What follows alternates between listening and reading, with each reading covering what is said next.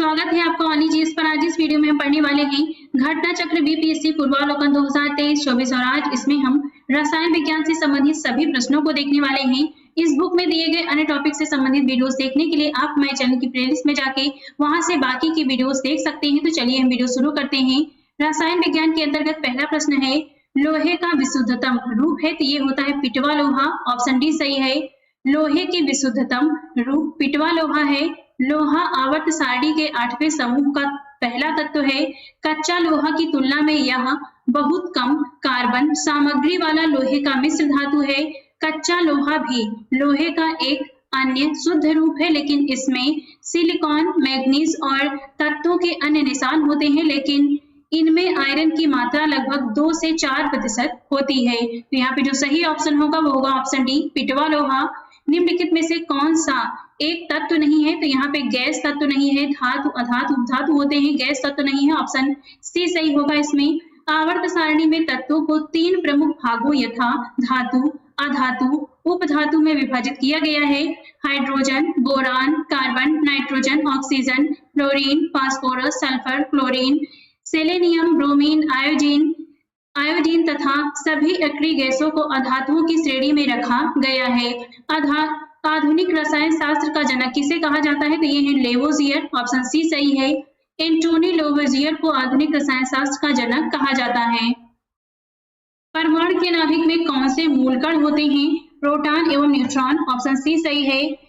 परमाणु नाभिक की रचना प्रोटॉनों और न्यूट्रॉनों से होती है। नाभिक का द्रव्यमान प्रोटॉनों और न्यूट्रॉनों के कारण तथा नाभिक का धनावेश केवल प्रोटॉनों के कारण होता है। प्रोटॉनों और न्यूट्रॉनों को सामूहिक रूप से न्यूक्लियन कहते हैं, क्योंकि ये कर परमाणु न्यूक्लियस नाभिक के घटक हैं। किस नियम के अनुसार समान ताप और दाब पर सभी गैसों के निश्चित आयतन में अणुओं की संख्या समान होती है, तो ये है अवोगाद्रो का नियम। ऑप्शन डी सही है। अवोगाद्रो के नियम के अनुसार समान ताप एवं दाब पर सभी आदर्श गैसों के समान आयतन में कणों या अणुओं की संख्या समान होती है। किसी गैस के 1 ग्राम मोल अणुओं की संख्या अवोगाद्रो संख्या कहते हैं। इसे इन से प्रदर्शित किया जाता है। एक तत्व में इलेक्ट्रॉनों और न्यूट्रॉनों की संख्या क्रमशः 18 तथा 20 है। इस तत्व की द्रव्यमान संख्या है, तो ये होगी 38। ऑप्शन सी सही है। किसी तत्व के परमाणु के नाभिक में उपस्थित प्रोटॉनों और न्यूट्रॉनों की संख्या का योग उस परमाणु की द्रव्यमान संख्या कहलाती है। उल्लेखनीय है कि परमाणु में इलेक्ट्रॉनों की संख्या प्रोटॉनों की संख्या के बराबर होती है, जिसके कारण परमाणु विद्युत उदासीन होते हैं। प्रश्नानुसार द्रव्यमान संख्या बराबर प्रोटॉनों की संख्या प्लस न्यूट्रॉनों की संख्या बराबर 38। एक नाभिक की द्रव्यमान संख्या न्यूट्रॉनों और प्रोटॉनों की संख्या का योग होती है। ऑप्शन ए सही है।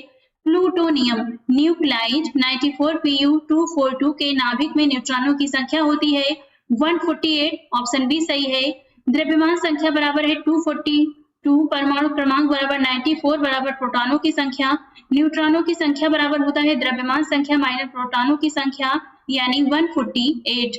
निम्नलिखित में से कौन सा कण आवेश रहित है, तो ये है न्यूट्रॉन। ऑप्शन इसमें सी होगा। न्यूट्रॉन विद्युत उदासीन अपरमाणु कण है। न्यूट्रॉन का द्रव्यमान प्रोटॉन के द्रव्यमान के लगभग बराबर होता है। न्यूट्रॉन की खोज वर्ष 1932 में इंग्लिश वैज्ञानिक जेम्स चैडविक ने की थी। निम्नलिखित में से कौन सा एक रेडियोधर्मी तत्व द्वारा उत्सर्जित धनात्मक रूप से आवेशित कण है, तो यह है अल्फा किरण। ऑप्शन सी सही है। 2 प्रोटॉन और 2 न्यूट्रॉन मिलकर एक अल्फा कण बनाते हैं। उच्च ऊर्जा वाले इलेक्ट्रॉनों को बीटा कण के रूप में जाना जाता है। स्पष्ट रूप से अल्फा कण प्रोटॉन की उपस्थिति के कारण सकारात्मक रूप से आवेशित होता है, जबकि बीटा कण इलेक्ट्रॉनों की उपस्थिति के कारण ऋणात्मक रूप से आवेशित होता है। कैथोड किरणें एक डिस्चार्ज ट्यूब में नकारात्मक इलेक्ट्रोड कैथोड छोड़ने वाले इलेक्ट्रॉनों की एक धारा है।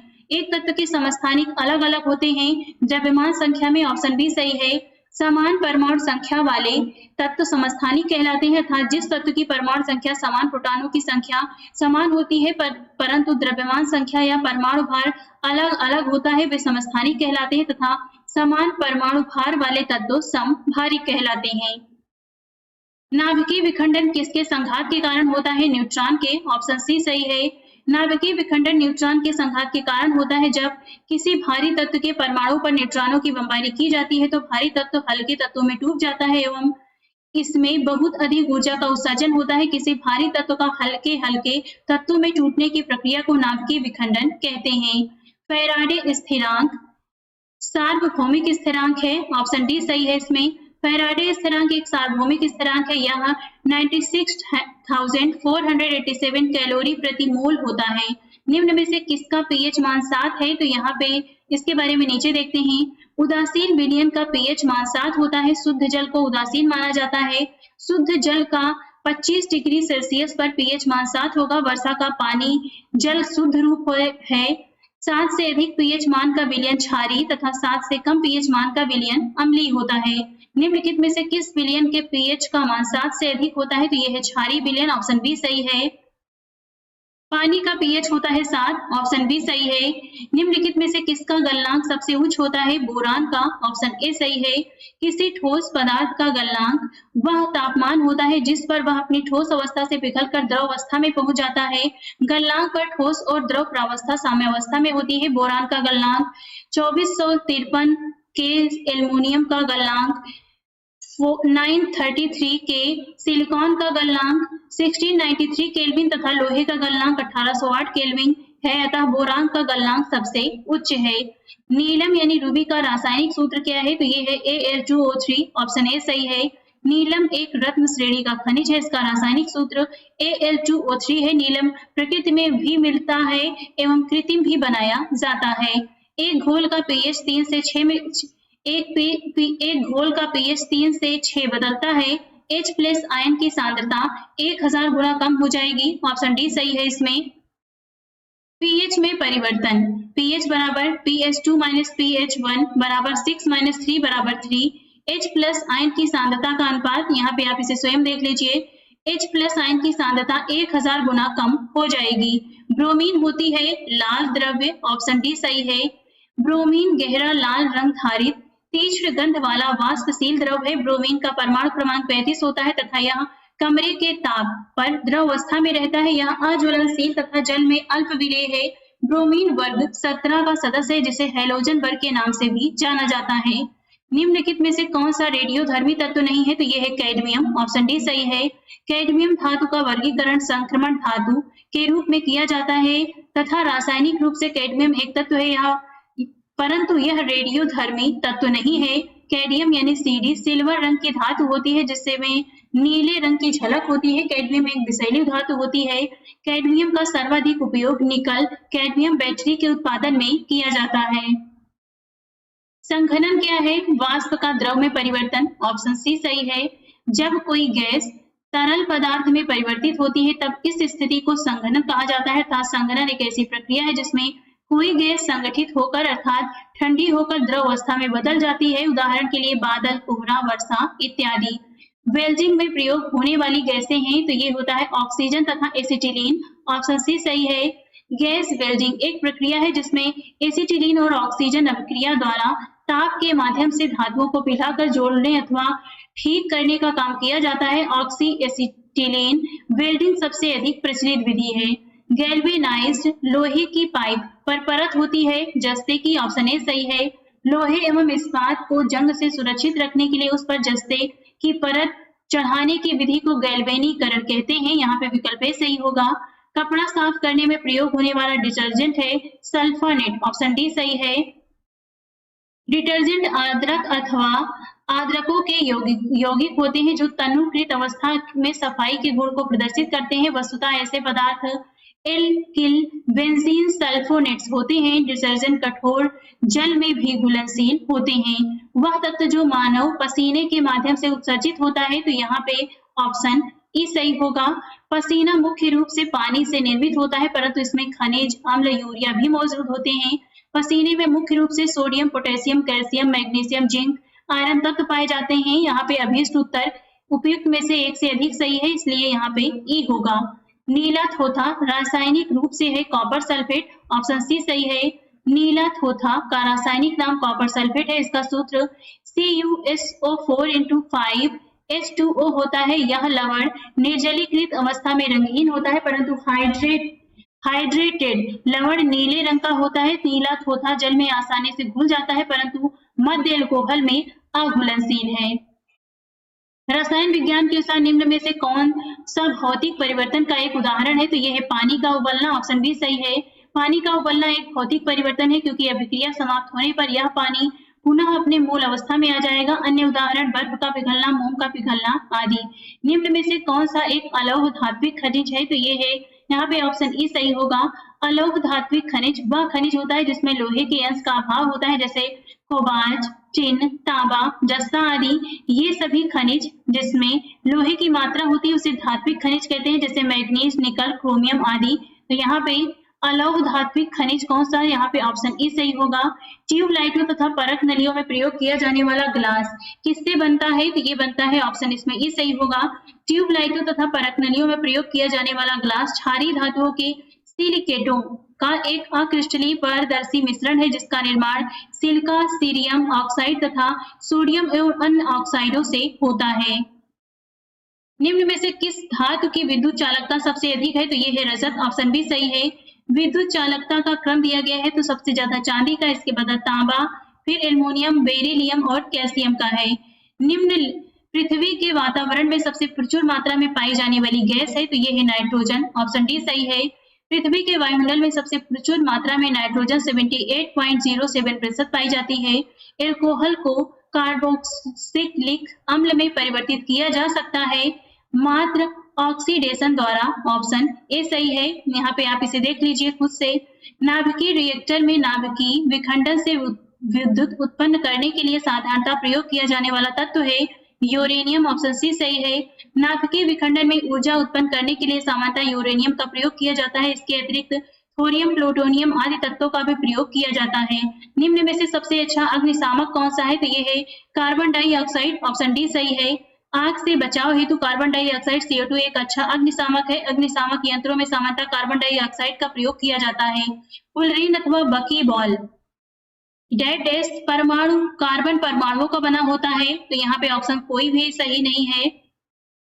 फुलरीन कार्बन का एक स्वरूप है जिसमें 60 कार्बन परमाणु होते हैं। इसका उपयोग अतिचालकता, अर्धचालक, स्नेहक आदि में होता है, तो यहाँ पे ऑप्शन ई सही होगा क्योंकि कोई ऑप्शन सही नहीं है।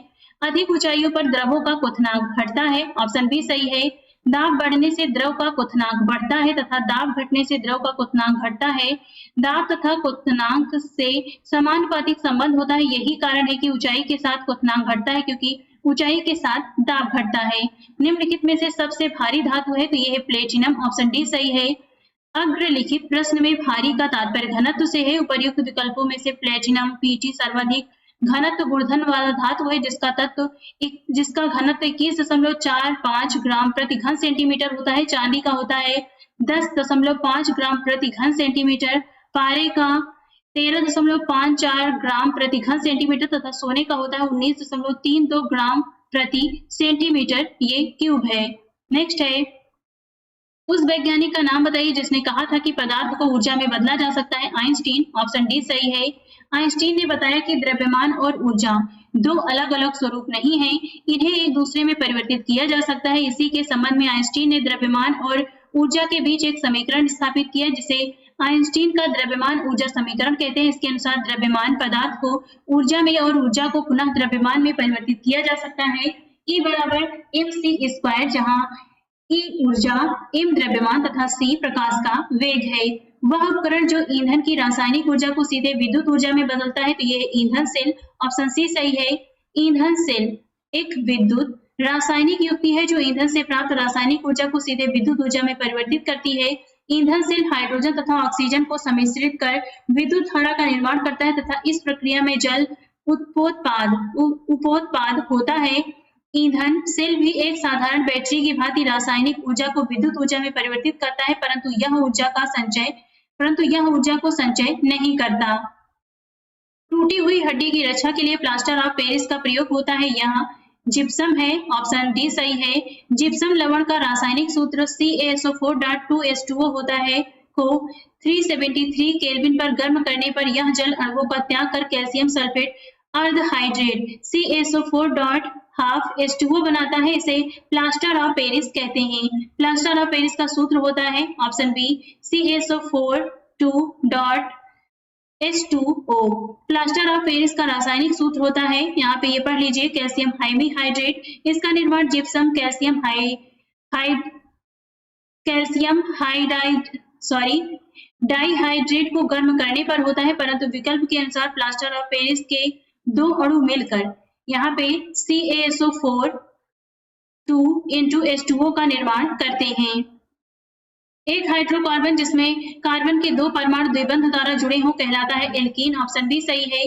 केवल कार्बन तथा हाइड्रोजन युक्त यौगिक हाइड्रोकार्बन कहलाते हैं। कार्बन कार्बन द्विआबंध वाले सहसंतृप्त श्रृंखला को एल्कीन कहते हैं। एल्कीन कार्बन कार्बन एकल आबंध युक्त संतृप्त विपरीत श्रृंखला वाले हाइड्रोकार्बन है। एल्काइन त्रिआबंध वाले असंतृप्त हाइड्रोकार्बन है।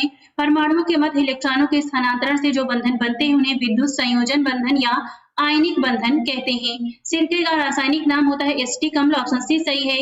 सिरके का रासायनिक नाम एसिटिक अम्ल है तथा रासायनिक सूत्र CH3COOH होता है। सिरके का IUPAC नाम इथेनाइल अम्ल है जिसमें कार्बोक्सिलिक अम्ल प्रकार्यात्मक समूह होता है। निम्नलिखित में से कौन सा अम्ल सिरके में उपस्थित होता है? Acetic acid. ऑप्शन डी सही है। सोडा वाटर की बोतल खोलने पर निकलने वाली गैस है तो ये होती है कार्बन डाइऑक्साइड। ऑप्शन ए सही है। सोडा वाटर की बोतल खोलने पर निकलने वाली गैस कार्बन डाइऑक्साइड CO2 है जो उच्च दाब पर सोडा बोतल में अंतःक्षेपित होती की जाती है। खनिज मिनरल क्या है? तो ये अकार्बनिक ठोस है। ऑप्शन बी सही है। भूगर्भ शास्त्रियों के अनुसार खनिज मिनरल प्राकृतिक रूप में पाया जाने वाला अकार्बनिक ठोस है जिसकी रचना रवाकृत होती है। वर्ष 1945 में नागासाकी जापान में गिराए गए बम में कौन सा विस्फोटक प्रयुक्त किया गया था? तो ये है प्लूटोनियम। ऑप्शन सी सही है। 9 अगस्त 1945 को फैटमैन नामक बम नागासाकी जापान पर गिराया गया था। इसमें प्लूटोनियम का प्रयोग विस्फोटक के रूप में किया गया था। वहीं दूसरी ओर हिरोशिमा पर गिराए गए बम लिटिल बॉय में विस्फोटक के रूप में यूरेनियम का प्रयोग किया गया था। एक ही प्रकार का परमाणु निम्न में से किसमें मिलता है? तो ये है प्राकृतिक तत्व। ऑप्शन सी सही है। सबसे अधिक क्रियाशील धातु कौन सी है? तो ये है पोटेशियम। ऑप्शन डी सही है। दिए गए विकल्पों में सर्वाधिक क्रियाशील धातु पोटेशियम है। क्रियाशीलता के आधार पर धातुओं का क्रम दिया गया है तो पोटेशियम का सबसे ज्यादा, इसके बाद सोडियम का, फिर कैल्शियम का, फिर आयरन का होता है। निम्न में से किसे श्वेत धातु भी कहते हैं? तो यहाँ पे ऑप्शन ए सही होगा। मूल रूप से श्वेत धातु लीड एवं लिथियम या अन्य धातुओं यथा कैडमियम, बिस्मथ एवं जस्ते की मिश्र धातु होती है। वनस्पति तेल से वनस्पति घी बनाने में प्रयुक्त होने वाली गैस है हाइड्रोजन। ऑप्शन ए सही है। वनस्पति तेलों से वनस्पति घी हाइड्रोजनीकरण की प्रक्रिया द्वारा बनाया जाता है। निकेल बारीक चूर्ण उत्प्रेरक की उपस्थिति में वनस्पति तेलों के साथ हाइड्रोजन वसा बनाती है। यह क्रिया तेलों का हाइड्रोजनीकरण कहलाती है। वनस्पति तेल प्लस हाइड्रोजन, तो यहाँ पे ये एरो वनस्पति घी बनता है 150 से 180 डिग्री सेल्सियस पर Ni की उपस्थिति में। नेक्स्ट है उत्कृष्ट धातुओं के संदर्भ में निम्न वाक्यों पर विचार करिए। यहाँ पे 2 ऑप्शन दिए गए, इसमें से बताना है कौन सा इसमें कथन सही है। उत्कृष्ट धातुएं प्रकृति में शुद्ध रूप में प्राप्त होती हैं, तो यहाँ पे पहला सही है। यूरेनियम एवं सीसा उत्कृष्ट धातु के उदाहरण हैं, तो यहाँ पे ऑप्शन ए सही होगा क्योंकि पहला सही है। उत्कृष्ट धातुएं प्रकृति में शुद्ध एवं मिश्र रूप में पाई जाती हैं। यूरेनियम एवं सीसा उत्कृष्ट धातु के उदाहरण नहीं है। आयोजीकृत लवण में रहता है पोटेशियम आयोडाइड। ऑप्शन डी सही है। पोटेशियम आयोडाइड Kl की संरचना में भौतिक गुणों में खाद्य लवण के समान है। व्यापारिक स्तर पर आयोजीकृत लवण बनाने में सामान्यतः इसी का प्रयोग किया जाता है। इसके अतिरिक्त पोटेशियम आयोडेट, सोडियम आयोडेट एवं सोडियम आयोडाइड का प्रयोग भी आयोजीकृत लवण बनाने में किया जाता है। खाने का नमक NaCl किससे बनता है? मजबूत अम्ल और मजबूत क्षार से। ऑप्शन बी सही है।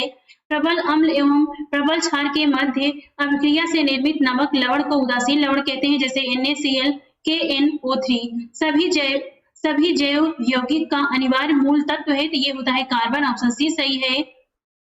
संसार के सभी जैव पदार्थ कार्बनिक यौगिकों से बने होते हैं। कार्बनिक यौगिकों में कार्बन अनिवार्यता पाया जाता है। ऑक्सीजन उपस्थित होती है केरोसिन में। ऑप्शन ए सही है। प्रश्नगत विकल्पों में केरोसिन में ऑक्सीजन उपस्थित होती है। रासायनिक रूप से केरोसिन मिट्टी का तेल हाइड्रोकार्बन का एक मिश्रण है। ज्ञातव्य है कि हाइड्रोकार्बन केवल कार्बन तथा हाइड्रोजन के यौगिक होते हैं। सिगरेट लाइटर में निम्नलिखित में से कौन सी गैस प्रयुक्त होती है? ब्यूटेन। ऑप्शन ए सही है। ब्यूटेन एक ज्वलनशील हाइड्रोकार्बन है जिसका आणविक सूत्र C4H10 होता है, जिसका उपयोग सिगरेट लाइटरों में किया जाता है। निम्नलिखित में से कौन सा तरलीकृत पेट्रोलियम गैस का प्रमुख घटक है? तो यहाँ पे ऑप्शन ए सही होगा। तरलीकृत पेट्रोलियम गैस LPG के मुख्य घटक ब्यूटेन लगभग 65%, प्रोपेन लगभग 35% होते हैं। इनमें अन्य हाइड्रोकार्बन यथा ईथेन भी अल्प मात्रा में हो सकते हैं। यहाँ पे ऑप्शन ई सही होगा। प्राकृतिक रबर किसका बहुलक है? आइसोप्रीन का। ऑप्शन ए सही है। बहुलकीकरण वह प्रक्रिया है जिसमें एक ही प्रकार के एक से अधिक अणु आपस में जुड़कर कोई अधिक अणु भार वाला बड़ा अणु बनाते हैं। बहुलकीकरण में भाग लेने वाले अणुओं को एक लक एवं उत्पाद को बहुलक भी कहा जाता है। आइसोप्रीन का बहुलक प्राकृतिक रबर है। आइसोप्रीन एक कार्बनिक पदार्थ है जिसका सूत्र CH2 बराबर C, CH3, CH बराबर CH2 है। टेफ्लॉन निम्नलिखित में से किस एक लक का बहुलक है? तो ये होता है टेट्राफ्लोरोइथिलीन का। ऑप्शन ए सही है। पॉलीटेट्राफ्लोरोइथिलीन को आमतौर पर टेफ्लॉन के नाम से जाना जाता है। PTFE एक ठोस फ्लोरोकार्बन है। इसका घनत्व 2.2 G/cm सेंटीमीटर क्यूब होता है। इसका गलनांक लगभग 327 डिग्री सेल्सियस होता है। यह विशेषता बर्तनों पर न चिपकने वाली नॉन स्टिक सतह के रूप में प्रयुक्त होता है। बेकेलाइट निम्नलिखित के संघनन से बनता है। फिनाल एवं फॉर्मेल्डिहाइड। ऑप्शन बी सही है।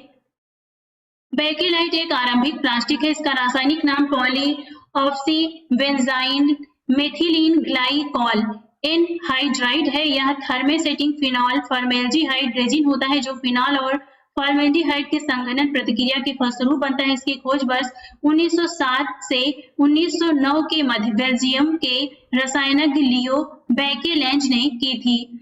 ट्राइग्लिसराइड क्या है? तो ये वसा होता है। ऑप्शन सी सही है। ट्राइग्लिसराइड शरीर में पाए जाने वाले वसा फैट का एक प्रकार है। हमारा शरीर भोजन से प्राप्त अप्रयुक्त ऊर्जा को ट्राइग्लिसराइड में परिवर्तित कर देता है। ट्राइग्लिसराइड वसा कोशिकाओं में संचित होता है। ग्रेफाइट और हीरे के बारे में निम्नलिखित में से कौन सा कथन सत्य है? वे एक समान रासायनिक प्रतिक्रिया से गुजर सकते हैं। ऑप्शन डी होगा यहाँ पर। ग्रेफाइट और हीरा दोनों ही कार्बन के अपर रूप हैं जिनकी क्रिस्टलीय संरचना अलग अलग होती है। हीरा प्राकृतिक रूप से प्राप्त सर्वाधिक कठोर पदार्थ है, वहीं ग्रेफाइट कम कठोर होता है। ग्रेफाइट की विद्युत चालकता हीरे से अधिक होती है। ग्रेफाइट और हीरा दोनों के कार्बन सहसंयोजी बंधों से बने होने के कारण उनके रासायनिक गुण समान होते हैं और वे एक समान रासायनिक प्रतिक्रिया से गुजर सकते हैं। पुलिस द्वारा नशे में गाड़ी चलाने वाले की सांस की जांच के लिए फिल्टर पेपर पर क्या होता है? पोटेशियम डाइक्रोमेट सल्फ्यूरिक अम्ल। ऑप्शन ए सही है। पुलिस द्वारा नशे में गाड़ी चलाने वाले की सांस की जांच के लिए ब्रीथ एनालाइजर या ब्रीथलाइजर नामक उपकरण का प्रयोग किया जाता है। इस उपकरण के माध्यम से किसी संदेहास्पद व्यक्ति द्वारा छोड़ी गई सांस को पोटेशियम क्राइमोमेट K2Cr2O7 तथा सल्फ्यूरिक अम्ल H2SO4 के विलयन से गुजारा जाता है। ब्रेथलाइजर में लाल भूरा पोटेशियम डाइक्रोमेट विलयन एल्कोहल से अभिक्रिया करके हरे रंग में परिवर्तित हो जाता है। इस हरे रंग की तीव्रता के माध्यम से छोड़ी गई सांस में एल्कोहल की मात्रा का अनुमान लगाया जाता है। घरेलू ईंधन के रूप में प्रयुक्त एलपीजी में मुख्यतः होती है एथिलीन। ऑप्शन सी सही है। घरेलू ईंधन के रूप में प्रयुक्त एलपीजी अर्थात तरलीकृत पेट्रोलियम गैस हाइड्रोकार्बन गैसों का एक ज्वलनशील मिश्रण है। इसमें मुख्यतः प्रोपेन तथा ब्यूटेन का मिश्रण होता है। एलपीजी के रिसाव की पहचान के लिए उसमें कुछ गंधयुक्त पदार्थ जैसे मरकेप्टन आदि मिला दिया जाता है। ग्रीन हाउस गैसों में मुख्य घटक होता है। ऑप्शन ई सही है। इसमें ग्रीन हाउस वे गैसें होती हैं जो पृथ्वी वातावरण तथा बादलों द्वारा उत्सर्जित ऊष्मीय अवरक्त किरणों को अवशोषित एवं उत्सर्जित करती हैं। इनमें प्रमुख हैं कार्बन डाइऑक्साइड, जलवाष्प, नाइट्रस ऑक्साइड, मीथेन और ओजोन। ग्रीन हाउस गैसों में मुख्य घटक होता है तो यहाँ पे ऑप्शन ई सही होगा। पेट्रोल तथा डीजल के अधूरे जलने से उत्पन्न होती है कार्बन मोनोऑक्साइड। ऑप्शन डी सही है। ऑक्सीजन की कमी के कारण इंजन में पेट्रोल या डीजल का पूर्ण दहन नहीं हो पाता। इससे मुख्यतः कार्बन मोनोऑक्साइड उत्पन्न और निर्गत होता है। साबुन ग्रीस को हटाता है पायसीकरण द्वारा। ऑप्शन सी सही है। पायसीकारक दो या दो से अधिक अमिश्रणीय तरल पदार्थों को एक साथ मिलाकर एक अर्ध स्तर मिश्रण बनाने की प्रक्रिया है। सामान्यतः ध्रुवीय समूहों युक्त लंबी श्रृंखला वाले यौगिक होते हैं। उदाहरण के लिए साबुन सोडियम तथा पोटेशियम के वसी लवण।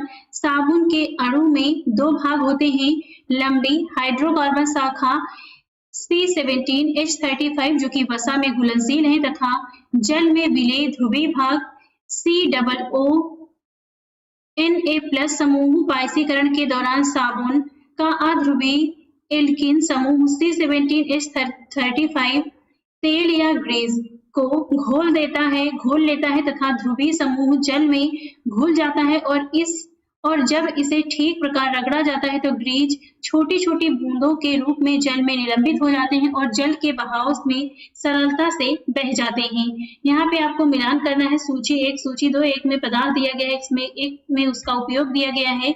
इसमें जो सही ऑप्शन है वो है ऑप्शन सी। इसके बारे में नीचे देख लेते हैं।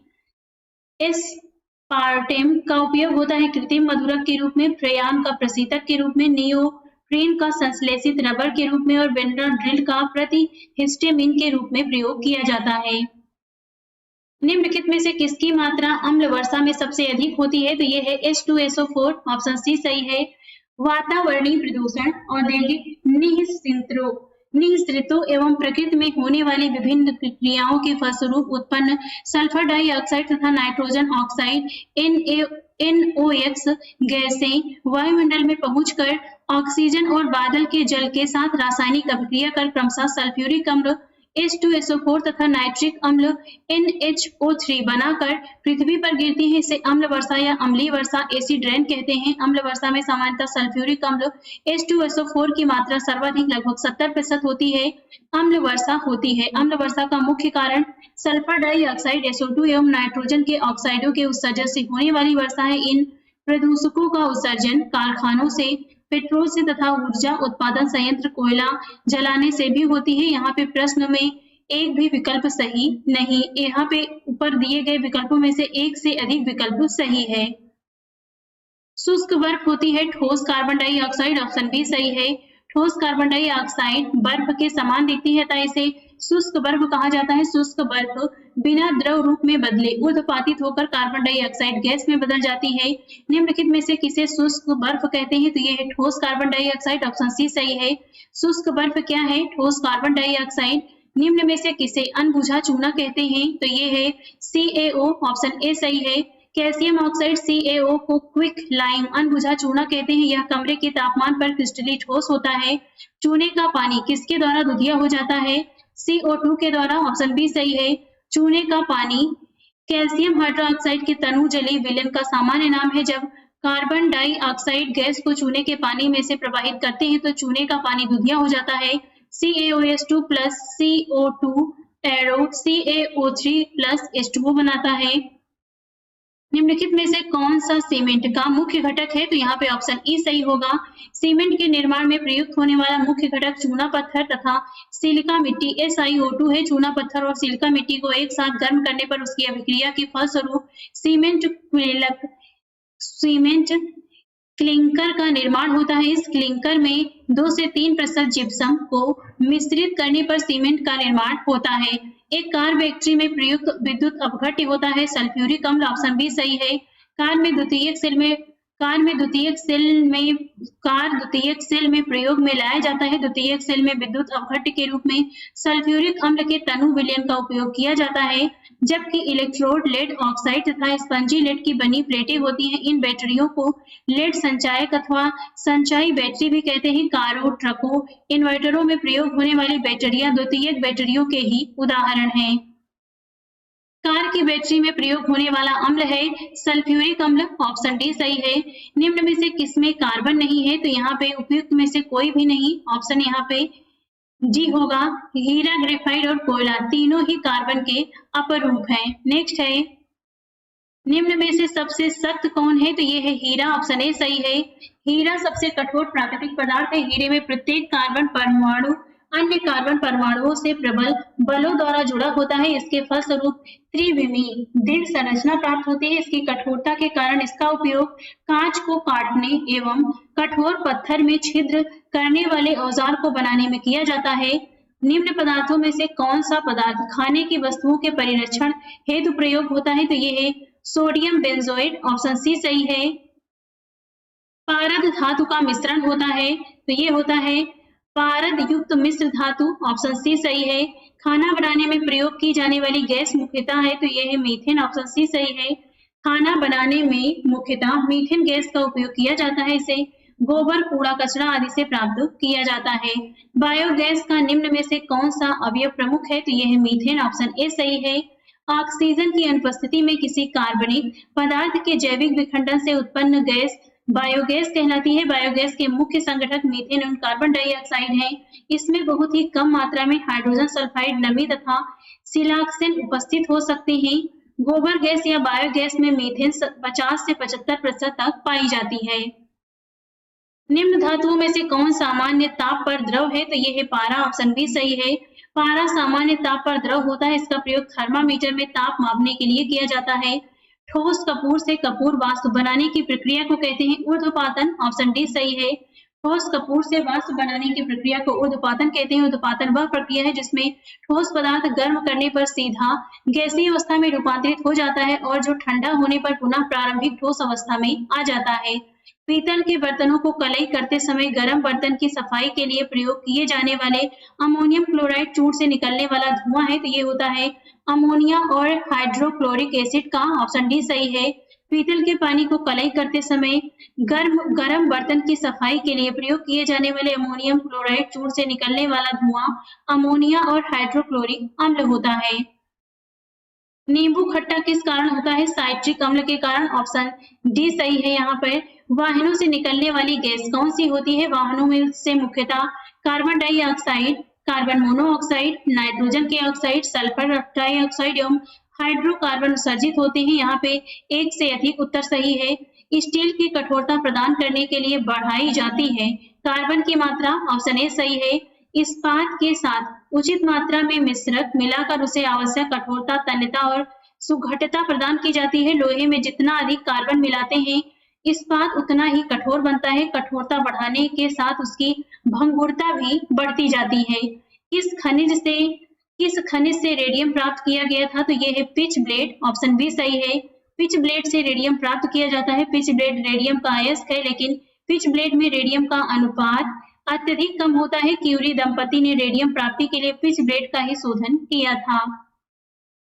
तैरने के तालाब में तैरने से मनुष्य की त्वचा जल जाती है। तैरने के तालाब में तैरने से मनुष्य की त्वचा जल जाती है क्लोरीन के कारण। ऑप्शन बी सही है। तालाब में तैरने से मनुष्य की त्वचा जल जाती है क्योंकि तालाब के जल शुद्धिकरण में Cl2 का प्रयोग किया जाता है। क्लोरीन की अधिकता के कारण शरीर की त्वचा जल जाती है। हाइड्रोजन को जलाने से क्या बनेगा? पानी। ऑप्शन डी सही है। हाइड्रोजन के दहन से जल बनता है 2H2O + O2। तो यहाँ पे ये बनेगा 2H2O। सोने को घोला जा सकता है। सोने को एक्वा रेजिया में घोला जा सकता है। एक्वा रेजिया सांद्र नाइट्रिक और हाइड्रोक्लोरिक अम्ल का आयतन की दृष्टि से 1:3 का मिश्रण होता है, अतः इस प्रश्न में कोई भी विकल्प सही नहीं है। हाइड्रोक्लोरिक एसिड कांच की बोतल में नहीं रखा जाता क्योंकि यह अभिक्रिया करता है कांच की सिलिकॉन डाइऑक्साइड से। ऑप्शन डी सही है। हाइड्रोफ्लोरिक अम्ल कांच में नहीं रखा जाता है। H2F अत्यधिक क्रियाशील यौगिक है। यह कांच की सिलिकॉन डाइऑक्साइड से प्रतिक्रिया कर लेता है जिससे बोतल में विस्फोट हो जाता है। वायु में थोड़ी देर रखने पर किसी धातु के ऊपर हरे रंग के बेसिक कार्बोनेट की परत जम जाती है। वह धातु है तांबा। ऑप्शन ए सही है। वायु में थोड़ी देर रखने पर तांबा धातु के ऊपर हरे रंग के बेसिक कार्बोनेट की परत जम जाती है। वस्तुतः यह वायु में तांबे के ऑक्सीकरण का परिणाम है। निम्न में से किस रसायन के कारण पटाखा फूटने से चमकदार लाल रंग दिखाई देता है? तो ये है स्ट्रोंसियम। ऑप्शन ए सही है। स्ट्रोंसियम लौड़ो, स्ट्रोंसियम नाइट्रेट, स्ट्रोंसियम कार्बोनेट, स्ट्रोंसियम सल्फेट के कारण पटाखा फूटने पर लाल रंग दिखाई देता है। विस्फोटक नाइट्रोग्लिसरीन है, एक एस्टर है। ऑप्शन डी सही है। नाइट्रोग्लिसरीन एक एस्टर है जिसका उपयोग विस्फोटक की तरह किया जाता है। घरेलू एलपीजी सिलेंडरों में दाब मापन नहीं प्रदान किए जाते क्योंकि ये एलपीजी द्वारा चोक हो जाते हैं। ऑप्शन डी सही है। एलपीजी में अत्यधिक दाब पर संपीड़ित कर गैस को द्रवीकृत किया जाता है। इसमें दाब मापक लगाने से दाब मापक को के चोक हो जाने की संभावना रहेगी, अतः दाब मापक नहीं लगाया जाता। निम्नलिखित में से किस खनिज द्वारा लोहा प्राप्त किया जाता है? तो यह है हेमेटाइट। ऑप्शन डी सही है। विरंजक चूर्ण के लिए कौन सा कथन असत्य है? जल में अत्यधिक विलेय होता है, ये सत्य है। हल्के पीले रंग का चूर्ण है, ऑक्सीकारक है, तनु अम्ल की प्रतिक्रिया के साथ क्लोरीन निष्कासित करता है। ऑप्शन ए होगा इसमें। विरंजक चूर्ण एक पीत धवल चूर्ण होता है जिससे क्लोरीन की गंध आती है। विरंजक चूर्ण को जब वायु में खुला छोड़ देते हैं तो इससे धीरे धीरे क्लोरीन गैस बाहर निकल जाती है। यह कार्बन डाइऑक्साइड अथवा तनु सल्फ्यूरिक अम्ल अथवा तनु हाइड्रोक्लोरिक अम्ल के साथ अपघृत होकर क्लोरीन गैस प्रदान करता है। यहाँ पे अभिक्रियाएं दी गई हैं, आप स्वयं देख लीजिए। जिस धातु कर्म प्रतिक्रिया के अंतर्गत धातु मिश्रित अवस्था में पाई जाती है को कहते हैं प्रगलन। ऑप्शन ए सही है। प्रगलन की क्रिया में अयस्क के अपचयन से उच्च ताप पर धातु प्राप्त की जाती है। इस प्रक्रिया में धातु संलगित या मिश्रित या शुद्ध अवस्था में प्राप्त होती है। जस्ते से एक आयतन भाग घनत्व 7100 किलोग्राम प्रति मीटर क्यूब को 2 आयतन भाग तांबा घनत्व 9800 किलोग्राम प्रति मीटर क्यूब से मिलाने पर पीतल बनता है। पीतल का घनत्व होगा 8300 किलोग्राम प्रति मीटर क्यूब। यहाँ पे ये दिया गया है, आप ये स्वयं देख लीजिए। निम्न में से कौन से पीतल के घटक होते हैं? तो ये जस्ता एवं तांबा है। ऑप्शन ए सही है। जस्ते से एक बर्तन पर विद्युत लेपन की विधि में बर्तन को ऋण ध्रुव और शुद्ध जस्ते को धन ध्रुव बनाया जाता है। ऑप्शन सी सही है। जस्ते से बर्तन पर विद्युत लेपन की विधि में जस्ता 2 इलेक्ट्रॉनों का त्याग कर धनायन बन जाता है और बर्तन इलेक्ट्रॉन का त्याग कर ऋणात्मक हो जाता है। इससे जस्ता धन ध्रुव और बर्तन ऋण ध्रुव के रूप में परिणित हो जाता है। जंग लगे लोहे के वजन में निम्न में से कौन सा परिवर्तन होता है? यह लंबे समय तक बढ़ता है। ऑप्शन ए सही है। लोहे में जब जंग लगती है तो उसका ऑक्सीकरण Fe2O3 आयरन ऑक्साइड या फेरिक ऑक्साइड में होने लगता है। आयरन के साथ ऑक्सीकरण के मिल जाने के कारण लोहे का वजन बढ़ जाएगा, लेकिन लोहे पर जंग लगने के लंबे समय बाद जंग के कारण लोहे के खत्म होने की प्रक्रिया शुरू हो जाती है। इससे लोहे का वजन कम हो जाएगा। बिहार लोक सेवा आयोग ने अपने उत्तर पत्रक में इसका विकल्प ए माना है। यह लंबे समय तक बढ़ता है। स्टेनलेस स्टील एक मिश्र धातु है। ऑप्शन ए सही होगा। इसमें 2 या 2 से अधिक धातुओं के समांगी मिश्रण को मिश्र धातु कहते हैं, जो धातु के गुण धर्मों को बेहतर बनाते हैं। लोहे मूक धातु के साथ कार्बन सी निकेल क्रोमियम को निश्चित अनुपात में मिलाने पर हमें स्टेनलेस स्टील प्राप्त होता है, जो कठोर होता है तथा उसमें जंग नहीं लगता। स्टेनलेस स्टील एक मिश्र धातु है। ऑप्शन ई सही होगा। इसमें स्टेनलेस स्टील मिश्र धातु है। ऑप्शन यहाँ पे सी होगा, लोहे और क्रोमियम का। निम्नलिखित में से किसमें ऋणात्मक आवेश होता है? बीटा किरण में। ऑप्शन सी सही है। रेडियो एक्टिव पदार्थों में से अल्फा बीटा गामा किरणें निकलती हैं। अल्फा धनावेशित, बीटा ऋणावेशित तथा गामा उदासीन किरणें होती हैं। निम्नलिखित में से कौन सा इलेक्ट्रॉनिक संरूपण धातु तत्वों के लिए होता है? तो ये है 2882। ऑप्शन डी सही है। 2882 इलेक्ट्रॉन संरूपण क्षारीय मृदा धातु है। 28 अक्रिय गैस नियॉन है। 287 हैलोजन क्लोरीन है। 288 अक्रिय गैस आर्गन है। CO समूह का आबंध क्रम क्या है? तो ये होता है 3। ऑप्शन डी सही है। आबंध क्रम एक संख्या है जो हमें यह बताती है कि अणु या समूह बनाने वाले 2 परमाणुओं के मध्य उपस्थित बंधन कितना मजबूत है। आबंध क्रम का अधिक होना अधिक मजबूती तथा आबंध क्रम का कम होना कम मजबूती प्रदर्शित करता है। CO समूह का आबंध क्रम 3 है। जिस तत्व के परमाणु में 2 प्रोटॉन 2 न्यूट्रॉन और 2 इलेक्ट्रॉन हो, उस तत्व की द्रव्यमान संख्या कितनी होती है? 4। ऑप्शन बी सही है। सल्फर हेक्साफ्लोराइड अणु का आकार कौन सा है? तो ये होता है अष्टफलकी। ऑप्शन बी सही है।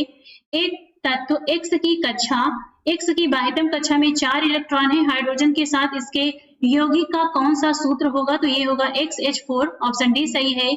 जिस तत्व के बाह्यतम कक्षा में 4 इलेक्ट्रॉन होते हैं, स्थायित्व प्राप्त करने के लिए 4 इलेक्ट्रॉन की सहायता से सहसंयोजी बंध बनाएगा। हाइड्रोजन के बाह्यतम कक्षा में 1 इलेक्ट्रॉन होता है। स्थायित्व प्राप्त करने के लिए 1 और इलेक्ट्रॉन की आवश्यकता होगी, अतः बाह्यतम कक्षा में 4 इलेक्ट्रॉन वाले तत्व के साथ 4 हाइड्रोजन प्रतिक्रिया करेंगे। इस प्रकार XH4 का निर्माण करेगा। बेंजीन में सिग्मा और पाई बंध की संख्या होती है, तो ये होती है 12 3। ऑप्शन सी सही होगा। इसमें बेंजीन एक हाइड्रोकार्बन है जिसका सूत्र C6H6 है। इसमें 6 कार्बन परमाणु और 6 हाइड्रोजन परमाणु होते हैं। प्रत्येक कार्बन परमाणु एक बंध से हाइड्रोजन और 2 से अन्य निकटवर्ती कार्बन परमाणुओं से संबंध रखता है। कार्बन का चौथा बंध युग्म बंध के रूप में उपस्थिति माना गया है। इसमें 12 सिग्मा एवं 3 पाई बंध होती हैं। निम्न कथनों पर विचार कीजिए। शुद्ध जल में नमक को घोलने से जल का क्वथनांक बढ़ जाता है और जल का हिमांक घट जाता है। जल में जब मिथाइल अल्कोहल डालते हैं तो जल का क्वथनांक घट जाता है। इसमें से बताना है कौन सा कथन सही है। तो यहाँ पे इसमें ऑप्शन डी होगा। शुद्ध जल में नमक को घोलने से जल का क्वथनांक बढ़ जाता है एवं जल का हिमांक घट जाता है। जल में जब मिथाइल अल्कोहल डालते हैं तो जल का क्वथनांक घट जाता है, यह हाइड्रोजन बॉन्डिंग के कारण होता है। तो यहाँ पे ऑप्शन डी होगा, इसमें 1 और 2 दोनों सही है। नेक्स्ट है भारी पानी वह पानी होता है जिसमें हाइड्रोजन का स्थान आइसोटोप ले लेता है। ऑप्शन सी सही है। हाइड्रोजन का एक समस्थानिक ड्यूटेरियम होता है। यदि जल का निर्माण H2 से न होकर ड्यूटेरियम से हो तो उस पानी को भारी पानी कहेंगे। इसका रासायनिक सूत्र D2O होता है। किसी परमाणु नाभिक का आइसोटॉप वह नाभिक है जिसमें प्रोटॉन की संख्या वही होती है परंतु न्यूट्रॉनों की संख्या भिन्न होती है। वे परमाणु जो द्रव्यमान संख्या में असमान होते हैं परंतु नाभिक पर समान वैद्युत आवेश समान प्रोटॉन की संख्या में समान होते हैं, इन्हें समस्थानिक आइसोटोप कहते हैं। दूध उदाहरण है एक, यहाँ पे ऑप्शन कोलाइड विलयन का और इमल्सन का, ऑप्शन बी और सी दोनों सही होगा। इसमें कोलाइड एक बिस्मांगी मिश्रण है। इसमें मिश्रण के कण बहुत सूक्ष्म होते हैं। कोलाइड के कई रूप या प्रकार हैं जैसे एरोसोल गैस माध्यम में द्रव का मिश्रण, इमल्सन द्रव माध्यम में द्रव का मिश्रण, जेल ठोस माध्यम में द्रव का मिश्रण आदि। दूध फेस क्रीम इमल्सन का उदाहरण है। इस प्रकार दूध इमल्सन है जो एक तरह का कोलाइड विलयन है। इस प्रश्न का विकल्प बी और सी दोनों सही है। सर्वाधिक उपयुक्त विकल्प के तौर पर छात्र इमल्सन का चयन कर सकते हैं। कार्बोहाइड्रेट के अपघटनोत्परांत अंतिम रूप से क्या बनता है? ग्लूकोज, ऑप्शन सी सही है। पाचन में कार्बोहाइड्रेट के अपघटन के उपरांत ग्लूकोज बचता है जो कोशिकाओं को ऊर्जा प्रदान करता है। अल्कोहलिक खमीर का आखिरी उत्पाद क्या है? इथाइल अल्कोहल, ऑप्शन सी सही है। जटिल कार्बनिक पदार्थ एंजाइमों की उपस्थिति में धीमी गति से सरल पदार्थों में परिवर्तन किण्वन कहलाता है। अंगूर एवं अन्य फलों के रसों को ईस्ट खमीर जिसमें उपयुक्त एंजाइम होते हैं की उपस्थिति में किण्वन द्वारा अल्कोहली पेय पदार्थों के निर्माण के लिए मिलाया जाता है। इस प्रक्रिया में मेलोसेस, सीरा अथवा गन्ने एवं फलों से प्राप्त शर्करा अथवा विभिन्न प्रकार के अन्नों से प्राप्त स्टार्च एवं एंजाइम इनवर्टेड की उपस्थिति में सर्वप्रथम ग्लूकोज एवं फ्रक्टोज में परिवर्तित होते हैं। इन दोनों का सूत्र होता है C6H12O6। तो यहाँ पे आप ये देख लीजिए, इसमें जो आंसर होगा वो होगा सी, इथाइल एल्कोहल। नेक्स्ट है ग्लूकोज को एथिल एल्कोहल में किस एंजाइम द्वारा बदल दिया जाता है? जाइलेम, ऑप्शन सी सही है। इसमें शक्कर के किण्वन से क्या बनता है? इथाइल एल्कोहल, ऑप्शन ए सही है। ग्लूकोज का सूत्र होता है C6H12O6, ऑप्शन सी सही है। यूरिया में उपस्थित होने वाले तत्व हैं CHNO, ऑप्शन डी सही है। यूरिया एक कार्बनिक यौगिक है जिसका रासायनिक सूत्र CONH22 होता है। यूरिया में लगभग 46.67% नाइट्रोजन एमाइड के रूप में उपस्थित होता है। कार्बन रसायन के क्षेत्र में इसे कार्बामाइड भी कहा जाता है। अपमार्जक क्या है? शोधन अभिकर्ता, ऑप्शन डी सही है। सफाई कार्य के लिए प्रयुक्त होने वाले पदार्थ साबुन एवं अपवार्जक कहलाते हैं। वास्तव में हम जिस साबुन का उपयोग वर्षों से कर रहे हैं वह अपवार्जक की श्रेणी में आता है। निम्न में से कौन सा पदार्थ साबुन बनाने में प्रयुक्त होता है? तो ये वनस्पति तेल, ऑप्शन ए सही है। जब किसी तेल अथवा वसा को सोडियम हाइड्रोक्साइड विलयन के साथ विमोचित करते हैं तो तेल अथवा वसा संगत एसिड सोडियम लवण एवं ग्लिसरॉल में परिवर्तित हो जाते हैं। इस अभिक्रिया को साबुनीकरण कहते हैं। पीतल में कौन कौन सी धातुएं होती हैं? तांबा और जस्ता, ऑप्शन डी सही है। तीसरे और चौथे समूह के ऑक्साइड का सामान्य गुणधर्म क्या है? बेसिक और एसिडिक, ऑप्शन ए सही है। तीसरे चौथे समूह के ऑक्साइड का सामान्य गुणधर्म बेसिक क्षारीय और एसिडिक अम्लीय है। रेडियोधर्मी पदार्थ उत्सर्जित करता है बीटा अल्फा गामा किरण, ऑप्शन यहाँ पे डी होगा। रेडियोधर्मी पदार्थ से अल्फा बीटा और गामा किरणें उत्सर्जित होती हैं। ये किरणें क्रमशः धनावेशी, त्रिडावेशी और उदासीन होती हैं। हवा में जिस गैस की मात्रा सबसे अधिक है वह है, तो ये है नाइट्रोजन, ऑप्शन डी सही है। इसका प्रतिशत होता है 78.09%। वायु एक मिश्रण है, ऑप्शन सी सही होगा। वायु कई गैसों का मिश्रण होता है। यहाँ पे आप ये देख लीजिए। मच्छर भगाने वाली दवाओं में सक्रिय रसायन होता है एलिथ्रिन, ऑप्शन ए सही है। जल की स्थायी कठोरता का कारण होता है कैल्शियम तथा मैग्नीशियम के क्लोराइड और सल्फेट, ऑप्शन यहाँ पे भी सही होगा। कठोर पानी वह है जो अपमार्जक साबुन लगाने पर छाग सहजता से उत्पन्न नहीं करता। इसका मुख्य कारण कैल्शियम तथा मैग्नीशियम के क्लोराइड और सल्फेट है। हास्य गैस क्या है? तो ये होता है नाइट्रस ऑक्साइड। ऑप्शन डी सही है। नाइट्रस ऑक्साइड हास्य गैस है। इसे सूंघने पर हंसी आती है। डॉक्टर इसका प्रयोग एनेस्थीसिया के रूप में भी प्रयुक्त करते हैं। निम्नलिखित में से किसे हंसने वाली गैस कहा जाता है? तो ये है नाइट्रस ऑक्साइड। ऑप्शन बी सही है। यहाँ पे सूची 1 सूची 2 का आपको मिलान करना है। इसमें एक तरफ दिया गया है यहाँ पे त्वचा कैंसर क्लोरोफ्लोरोकार्बन किससे होता है? तो ये यहाँ पे किससे क्या संबंधित है? इसमें जो सही ऑप्शन है वो होगा ऑप्शन बी। इसके बारे में हम नीचे देख लेते हैं। त्वचा कैंसर पराबैंगनी प्रकाश से होता है। ध्वनि प्रदूषण डेसिबल में नापा जाता है। वैश्विक तापन के लिए कार्बन डाइऑक्साइड जिम्मेदार है और ओजोन छिद्र के लिए क्लोरोफ्लोरोकार्बन जिम्मेदार है। वैद्युतिक ऊर्जा पैदा की जा सकती है यूरेनियम से। ऑप्शन डी सही है। विद्युत शक्ति जल से, कोयले से, यूरेनियम से और नाभिकीय अभिक्रियाओं से, पवन शक्ति से एवं अन्य विधियों से पैदा की जा सकती है। अम्ल वर्षा के घटक क्या है? तो ये होता है HNO3 और H2SO4। ऑप्शन डी सही होगा इसमें। वातावरणीय प्रदूषण औद्योगिक निःसृतों एवं प्रकृति में होने वाली विभिन्न क्रियाओं के फलस्वरूप उत्पन्न सल्फर डाइऑक्साइड तथा नाइट्रस ऑक्साइड गैसें वायुमंडल में पहुंचकर ऑक्सीजन और बादल के जल के साथ रासायनिक अभिक्रिया कर क्रमशः सल्फ्यूरिक अम्ल तथा नाइट्रिक अम्ल बनाकर पृथ्वी पर गिरती हैं। इसे अम्ल वर्षा या अम्लीय वर्षा एसिड रेन कहते हैं। अम्ल वर्षा में सामान्यतः सल्फ्यूरिक अम्ल की मात्रा सर्वाधिक ज्यादा होती है। ये लगभग होती है 70%। प्राकृतिक रबर किसका बहुलक है? आइसोप्रीन का। ऑप्शन ए सही है। बहुलकीकरण वह अभिक्रिया है जिसमें एक ही प्रकार के एक से अधिक अणु आपस में जुड़कर कोई अधिक अणुभार वाला बहुलकीकरण वह अभिक्रिया है जिसमें एक ही प्रकार के एक से अधिक अणु आपस में जुड़कर कोई अधिक अणुभार वाला बड़ा अणु बनाते हैं। बहुलकीकरण में भाग लेने वाले अणुओं को एकलक एवं उत्पाद को बहुलक कहा जाता है। प्राकृतिक रबर आइसोप्रीन का बहुलक है। आइसोप्रीन एक कार्बनिक पदार्थ है जिसका सूत्र CH2 बराबर C, CH3, CH बराबर CH2 है। पेट्रो यहाँ पे ये बंध दिया गया है तो आप ये देख लीजिएगा, ये बंध है डबल बंध। पेट्रोल की गुणवत्ता को व्यक्त किया जाता है तो ये किया जाता है ऑक्टेन संख्या द्वारा। ऑप्शन बी सही है। ऑक्टेन संख्या से पेट्रोल के प्रत्यास्फोटन गुण का पता लगता है। CNG का मुख्य घटक क्या है? CH4। ऑप्शन डी सही है। CNG धरती के भीतर पाए जाने वाले हाइड्रोकार्बन का मिश्रण है और इसमें 80% से 90% मात्रा मीथेन गैस CH4 की होती है। मीथेन गैस पेट्रोल एवं डीजल की तुलना में कार्बन मोनोऑक्साइड को 70%, नाइट्रोजन ऑक्साइड को 87% और जैविक गैसों के लगभग 89% कम उत्सर्जित करती है। ऑक्सीजन अनुपस्थित होती है केरोसिन में। ऑप्शन ए सही है। प्रश्नगत विकल्पों में केरोसिन में ऑक्सीजन अनुपस्थित होती है। रासायनिक रूप से केरोसिन मिट्टी का तेल हाइड्रोकार्बन का एक मिश्रण है। ध्यातव्य है कि हाइड्रोकार्बन केवल कार्बन तथा हाइड्रोजन के यौगिक होते हैं। एंटीबायोटिक औषधि का एक उदाहरण है तो यह पेनिसिलिन का। ऑप्शन डी सही है। दिए गए विकल्पों में से पेनिसिलिन प्रतिजैविक एंटीबायोटिक है। एस्पिरिन तथा पैरासीटामोल पीड़ा नाशक एवं ज्वर नाशक औषधियां हैं, जबकि क्लोरोक्विन मलेरिया रोधी औषधि है।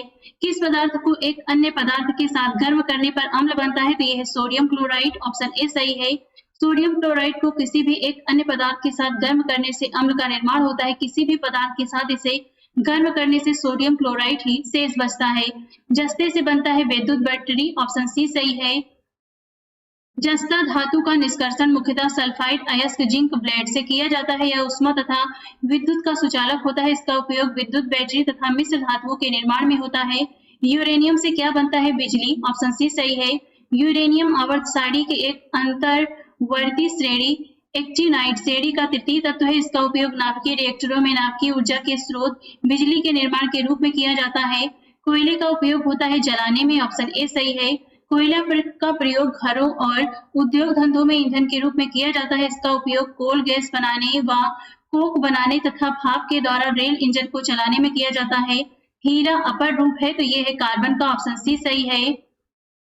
हीरे में कार्बन का प्रत्येक परमाणु 4 अन्य परमाणुओं के साथ आबंधित होकर एक दृढ़ त्रिआयामी चतुष्फलक की संरचना का निर्माण करता है। मिश्रण के विभिन्न द्रवीभूत घटकों को उपयुक्त पदार्थ पर अतिशोषण द्वारा अलग करने की प्रक्रिया कहलाती है क्रोमैटोग्राफी। ऑप्शन सी सही है।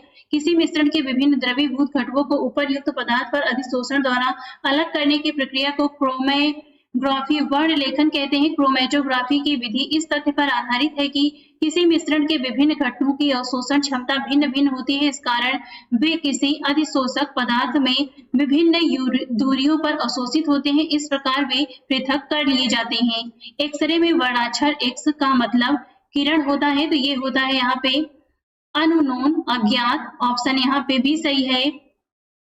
एक्सरे में वर्णाक्षर एक्स का मतलब अननोन, अज्ञात किरण है। ध्यातव्य है कि एक्स किरण एक प्रकार का विद्युत चुंबकीय विकिरण है। यह चिकित्सा पद्धति आंतों के रोगों के निदान के लिए प्रयोग की जाती है।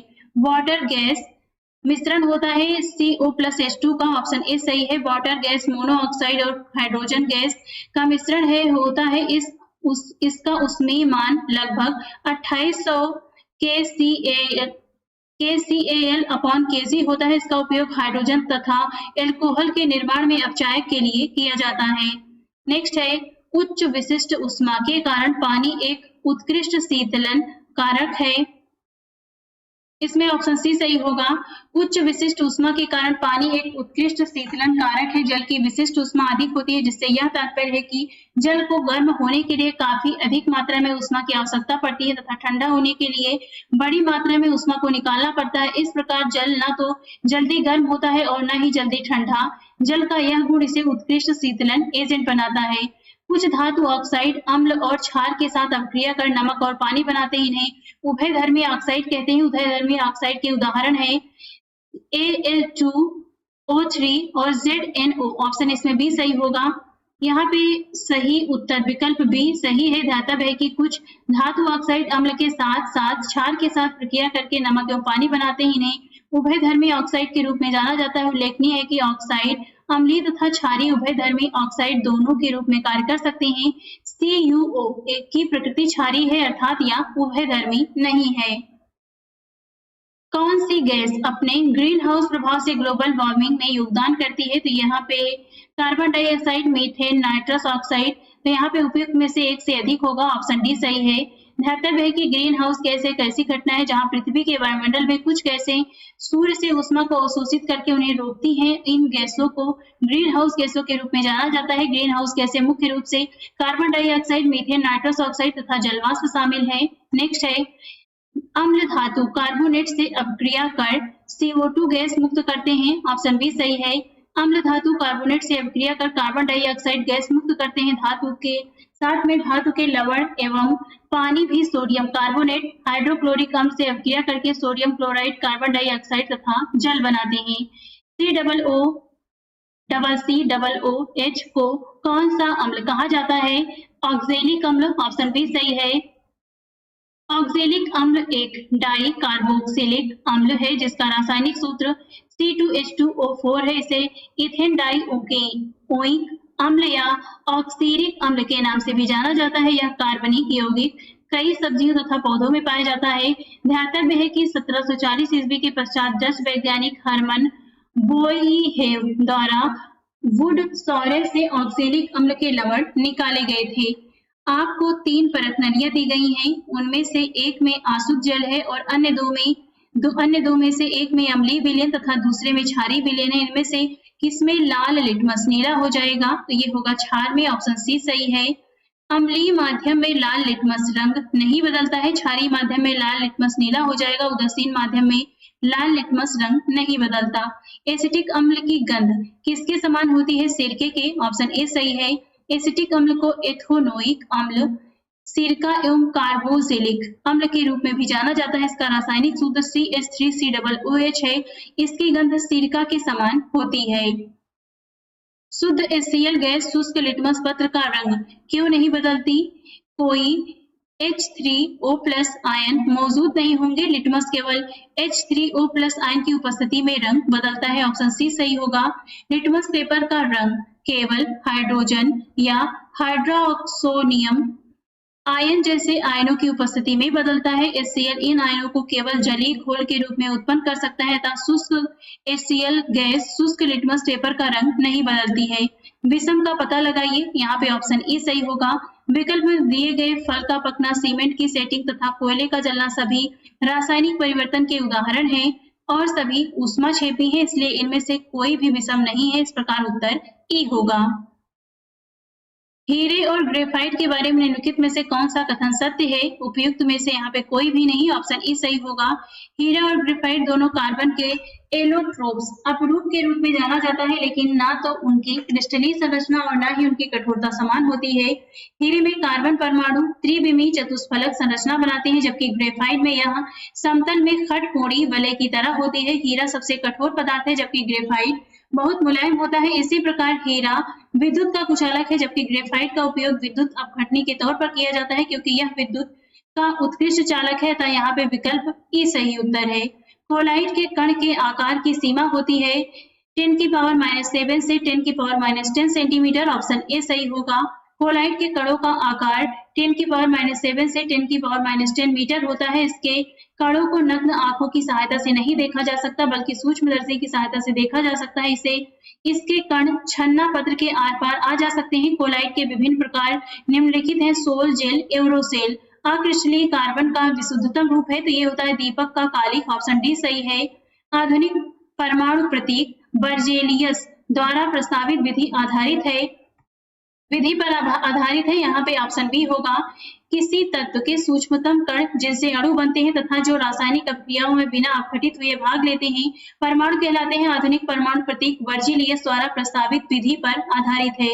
निम्नलिखित विशेषताओं में से कौन सी रासायनिक परिवर्तन की विशेषता नहीं है? ये जो विशेषता नहीं है रासायनिक परिवर्तन की, वो होगी सी, ऊर्जा में कोई निवल परिवर्तन नहीं होना, बाकी ऊर्जा का अवशोषण होना, नए पदार्थ बनना, अतिक्रमणीय होना, बाकी सब है। ऑप्शन सी होगा आंसर। उपर्युक्त विकल्पों में दिए गए विकल्पों में से अनुक्रमणीय होना, नए पदार्थों का बनना, ऊर्जा का अवशोषण होना रासायनिक परिवर्तन की विशेषता है, जबकि कोई ऊर्जा में कोई निवल परिवर्तन नहीं होना रासायनिक परिवर्तन की विशेषता नहीं है। ऐसे पदार्थ को जो बिना रासायनिक प्रतिक्रिया के अन्य पदार्थों से नमी को आसानी से अवशोषित कर लेते हैं, जल शुष्कक कहा जाता है, ऑप्शन ए सही है। ऐसे पदार्थ जो बिना रासायनिक प्रतिक्रिया के अन्य पदार्थों से नमी को आसानी से अवशोषित करते हैं, उन्हें जल शुष्कक कहा जाता है। कार्बन मोनोऑक्साइड CO से प्रदूषित वायु में सांस लेना खतरनाक है, क्योंकि CO हीमोग्लोबिन के साथ संयोजन करता है, ऑप्शन बी सही है। कार्बन मोनोऑक्साइड से प्रदूषित धातु में सांस लेना खतरनाक है, क्योंकि यह हीमोग्लोबिन के साथ संयोजित करके रक्त परिसंचरण को बाधित करती है, जिससे व्यक्ति की मृत्यु हो जाती है। कार्बन मोनोऑक्साइड एक रंगहीन एवं गंधहीन गैस है, जो मोटर वाहन तथा भट्टियों में ईंधन जलने से निकलती है। तो आज इस वीडियो में बस इतना ही। इस बुक से संबंधित अन्य वीडियोस देखने के लिए आप हमारे चैनल को लाइक, शेयर और सब्सक्राइब भी कर सकते हैं।